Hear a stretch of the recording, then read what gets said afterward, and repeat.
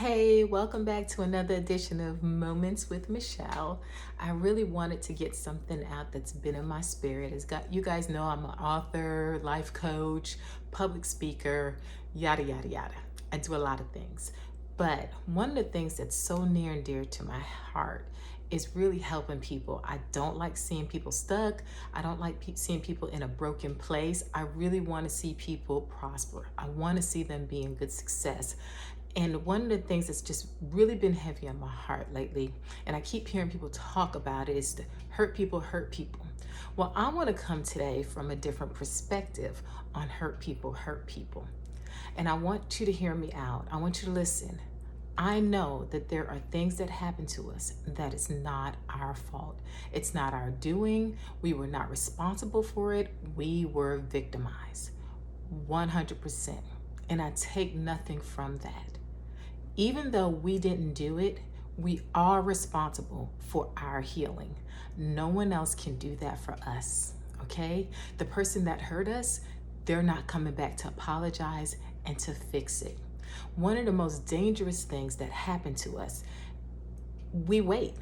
We keep waiting, we keep waiting, we keep waiting, we keep hoping, we keep praying, but the reality is there's some actions, there are some things that we have to do for our healing. Okay, we cannot depend on another person for that. We have to do the legwork. So I want to give you an example. You guys remember what happened to Meg Thee Stallion, right? With her being shot. Can I tell you, she understood that she was hurt, that she was wounded. Someone did it. It was not her doing, but she understood that she was bleeding and she needed to get help. She surpasses so many Christians that I actually do know. She's not going around quoting like, nothing happened, nothing happened. No, she acknowledged that she was wounded. And some of you guys do the exact same thing. You've been hurt, you've been betrayed, you've been raped, molested, victimized, abused. Very wicked things did happen to you.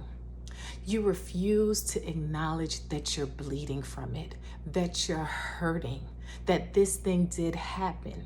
And what you go around doing with your wound that is bleeding, you go from place to place, house to house, talking about it. And you don't realize that when you go from house to house, place to place, you're dropping your blood wherever you go. You're bleeding onto people. And the truth of the matter is, it is your responsibility to go to the hospital. It is your responsibility to go to your pastor. It is your responsibility to go to your psychiatrist. It is your responsibility to go to your life, find a life coach. It is your responsibility to get your healing. We are in 2020. There are so many resources out here. We should never be dealing with someone having mental health breakdown. There's just too much out here, too many resources, too many people wanting to help you. But if you keep saying hurt people, well, you're part of the problem.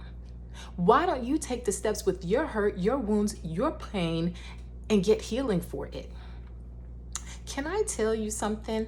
I have watched people do this, and it is wrong, and no one's calling them out about it. They're just allowing it to happen. But they've been wounded. They go around tracking their blood and their wounds into everyone's life. And then they turn around and they say that everyone's abandoned them. They're all alone. Nobody was there for me. That's not true. It's not true. You walked into someone's house with the blood on your body, your wounds, your hurt, your trauma, your pain. You walked into their homes. They allowed you to come in. They let you in. You failed to realize because you refused to get help, you're leaking, you're bleeding in their lives.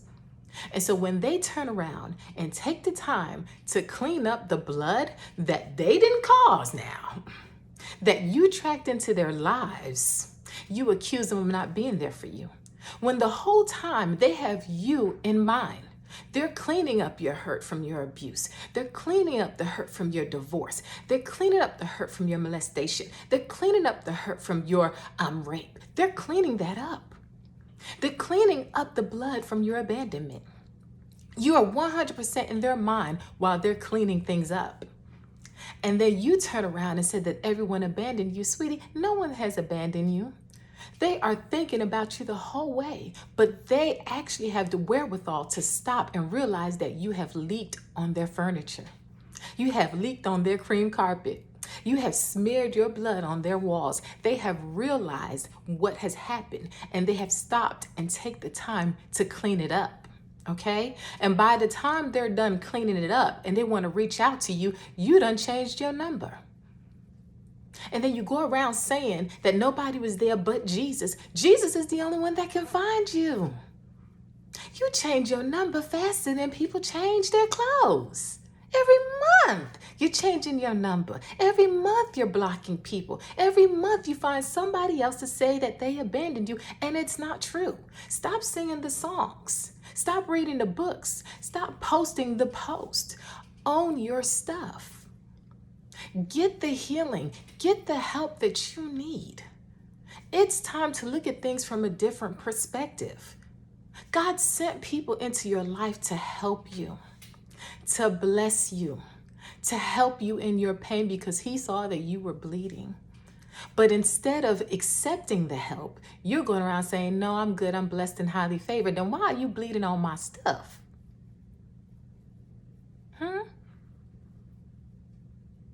Acknowledge that you've been wounded. You got people out here in the world acknowledging their hurts and pain and getting help. And we in the body won't acknowledge it.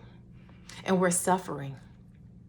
And we're blaming everybody else. And we're being entitled to their services when they've given you everything that you needed to get healing. You passed up all the places. You passed up all the people. You passed up all the help. You didn't burn out, dear. You bled out. And that's where you are today. And so I adjure you, listen, if you are suffering, if you have some wounds in your life that have not been dealt with, please reach out to someone.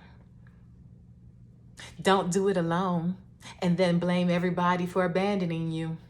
That's your responsibility. Your healing is your responsibility. Listen, I'm sorry that I came down real hard, but it had to be said because it's wrong for me to get up here and just encourage you and not challenge you. And that's what I do as a life coach. I challenge my clients to go the extra mile, to get the healing so they're not suffering, so they can understand where people are coming from, so they're not seeing things always from a negative perspective, to own where they are in life and to make a change to transition to be more and to be better. So I want to tell you, if you're needing services, if you're needing help, there's a consultation link. If I can't help you, I'm going to tell you. I'm going to refer you to someone that can because I care. I really do.